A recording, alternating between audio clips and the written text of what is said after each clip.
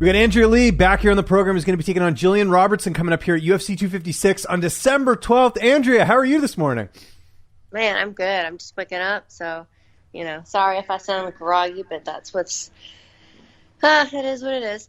No, you're in the thick of camp. No, I appreciate it. I was telling you off air, I know you're super busy, so really appreciate you taking the time here. It's also the morning here for me as well. I'm on Pacific time, too. Let's start with the fight, though. When did you find out about this matchup? Because it kind of seemed like it came out of nowhere.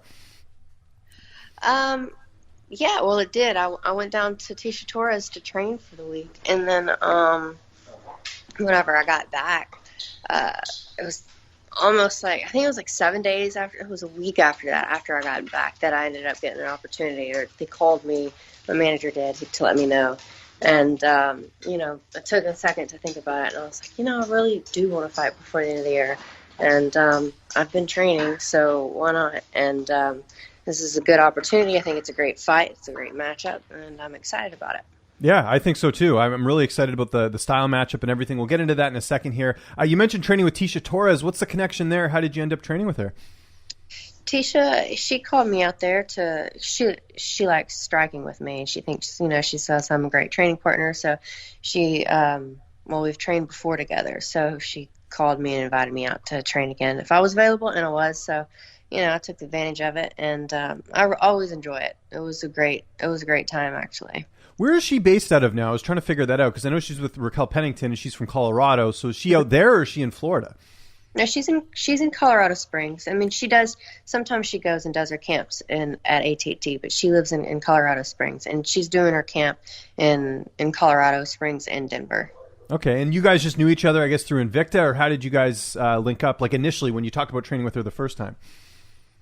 I had met her before at a couple of fights, but initially the first time that we linked up was after my UFC debut. She watched my fight, and then she asked me to come and train with her. That's cool. What a compliment that is. That's kind of neat to get someone to reach out like that. We talked about, obviously, training there or whatever. Let's talk quickly about your last fight. I know things didn't go your way in that one against Roxanne Modafferi, but what did you take away the most from that performance? Just giving her too much respect on the ground, I feel like, because I caught myself not wanting to go to the ground, and there were opportunities again, that I had in the clinch, I threw her to the ground. I could have probably capitalized on that. I'm like, no, don't go to the ground with her. Anyways, in my head, I psyched myself out, and it just made the fight hard for me, Mm-hmm. No, totally understandable there. And then, you talked about doing camp there. And then I know you didn't go, it's my understanding you didn't go to California for this camp, because I know the fight before you were with Aspen and training with her team. Yes, I didn't, because it's we were only 3 weeks out, and I already have things going here at home, so I just wanted to make it easy on myself and stay here and keep things going, keep it rolling. And I was going to say, I imagine, too, for traveling and stuff with all this COVID stuff going on, you probably want to stay at home anyways and not have to worry about all that stuff. Yeah, most definitely, especially because, right now in California, everything's really crazy. So I just would prefer to be home where things are I guess, I have an ebb and flow going. Yeah, and it's just one less thing you have to worry about. I talked to Montana De La Rosa yesterday, and she told me the same thing, that she was going to go to Colorado and train at Elevation Fight Team, but they had some COVID cases, so she's like, you know what, not even going to risk it. I'll stay at home and do that. So it seems like it's happening to a lot of fighters where they're just, kind of factoring that in, right, with all the COVID stuff. So there you go. Let's talk about Gillian Robertson, 9-4 record. How do you feel like you match up against her here? I think it's a great matchup. I know that she's going to come in there trying to take me down almost immediately. So, that's what we're training and we're getting ready for. I feel like it's going to be a good fight. It's going to be exciting. She's a good fighter. And, I just want to show everybody that, y'all are going to see a different Andrea, or you're going to see an old Andrea. These last 3 fights. the old school Andrea. Yeah, no, I understand. I mean, it must give you a bit of confidence, with the style matchup for a couple of reasons. Number one, you've got a little bit more experience than her in terms of, just overall fights and even competition, I'd say. I mean, even before you got in the UFC, you fought a lot of really tough girls in the regional scene, so there's that. Number two is the fact that you're tough to finish. Gillian typically wins her fights by submission. I know her last fight went the distance, but that's got to give you a bit of confidence heading into the fight just from that perspective. It does, yes, and I'm going in there with a completely different mindset. So, it does give me confidence, and it's not going to be an easy fight for her, and I don't think it's going to be an easy fight all the way around. But I'm going in there to get my hand raised. So you talked about training with Tisha Torres. Who else did you get to work with down there when you were with her, or was it just her? It was her, a few of the girls that she gets to train with, and Raquel kind of joined in once, but she's still recovering from, I think it's her injury. Gotcha. Still recovering from that. So it was her teammates, and her coaches. Okay. And who do you get to work with back home as far as bodies in the gym?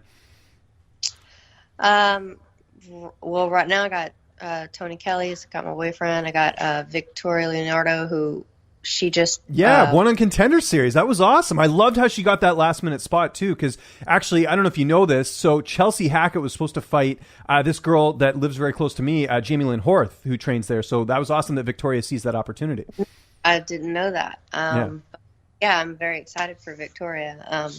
So I have her to train with, and now she's in the UFC. So I mean, that's great. I'm glad that she's finally getting her time. Yeah. And I have Randy Steinke, he's cornered other UFC fighters like Henry Cejudo and Tony. So, I don't really have a whole lot of females out here, but, But those are all, UFC level fighters as well. So that's, you're getting a lot of different looks, I think, which is really awesome. Now, yeah. I'm assuming part of the reason you agreed to do this interview is because you're probably not doing Thanksgiving because you got the fight coming up, which means the weight cut's probably going well because you don't have to worry about the turkey. My weight cut is well. But no, we didn't have Thanksgiving yesterday, but I did some stuff with my family the day before. And I had a little bit. But I didn't gorge or anything like that. Any gravy though? That's the key, because the turkey's fine. It's the gravy and the butter and all that other stuff, right? We didn't have turkey this time. We did chicken and ham. Oh, nice. Well, that's a lot of protein there, right? So there you go. Who's going to be in the corner, in your corner for this fight, I should say? It's going to be Tony Kelly, Randy Steinke, and then Jim West. Nice, good old Jim. How's this fight going to play out on December 12th? How do you envision the fight unfolding? Man, I envision, well, obviously my hand getting raised, but I am envisioning myself getting a knockout. Love it. Okay. Yeah, maybe I could time a knee. She shoots a lot, so who knows?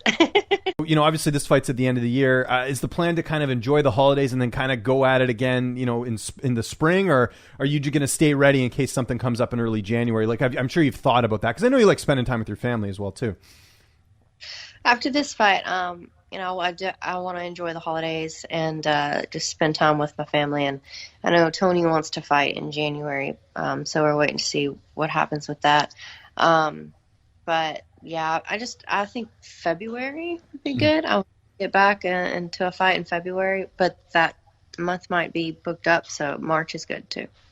And before we go, what did you think of Valentina Shevchenko's win over Jennifer Maia? Because, some people, I thought Valentina was dominant, but then obviously everyone was talking about how Maia definitely won round 2. What did you think of that fight? I kind of expected it to be like that. I know Jennifer Maia, she's been in so many 5-round battles, and she knows how to go the distance, and I kind of expected that. I expected Valentina to win, and I kind of thought that it was going to go to the decision. Unless, of course, Valentina, surprised me with another head kick knockout, which she can do easily. But I knew that Maia would probably most definitely go the distance, and I'm not surprised that Valentina won. Andrea, you're a champ. Really appreciate you doing this, especially first thing in the morning. If there's anyone you want to thank, any sponsors, any social media you want to plug, I'll give you the last word.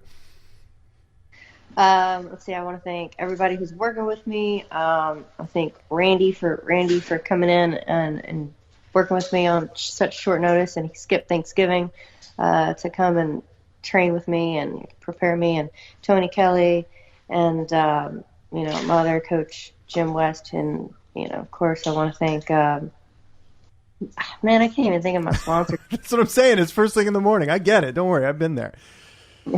But you put all your stuff on your social media anyways. You always shout out people, right? So that's the key thing. You plug the social media, they'll see it on there, right? Yes, I feel like this is the worst interview definitely I've ever done. So, well, I did my part. I did my best. No, it's all good. It's all good. No, you always do good, and I really like your background. Your background's really Well, thank you. You know, someone told me it looked childish and I need to be more professional. Can you believe that? What? Who told you that? Some YouTube commenter. So. Oh well, screw them. I love it. I think it's Okay. awesome.